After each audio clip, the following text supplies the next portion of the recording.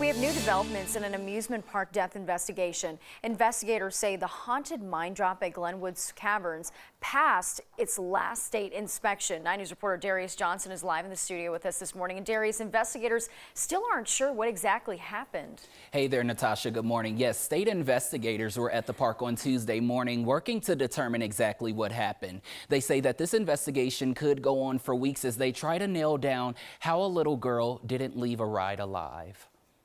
It started off as a normal Labor Day weekend at Glenwood Caverns. And we were kind of sitting around the curb on the walkway because the mine was our next ride we were going to go get on. Reese Ziegler and her mom were waiting to get on the haunted mine drop before things turned chaotic Sunday. We just hear a bunch of screaming and we can't really figure out what it's from. We think it's just from like the mine of like, oh, they dropped. That's a scary ride. They're screaming. But there was a lot more to it when she saw the frantic response. The adventure park employees running around the curb, running down the hill to get to the mine. And one lady runs through with a bag full of rope and a helmet.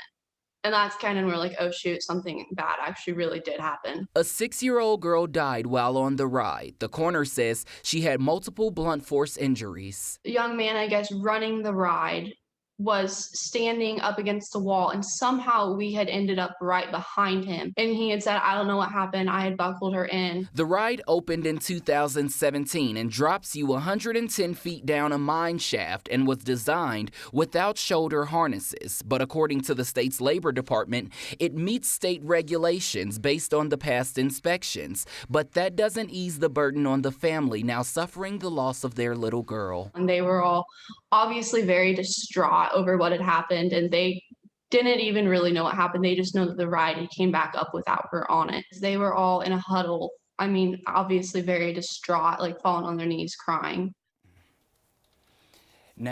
Now the state adds that manufacturers make recommendations on how a ride should be operated. Sometimes operators can go above those recommendations if need be, but Natasha, it's unclear if that includes safety concerns. However, we are still trying to figure out how that ride was being operated on Sunday. Yeah, exactly. Just such a sad situation. Darius, thank you.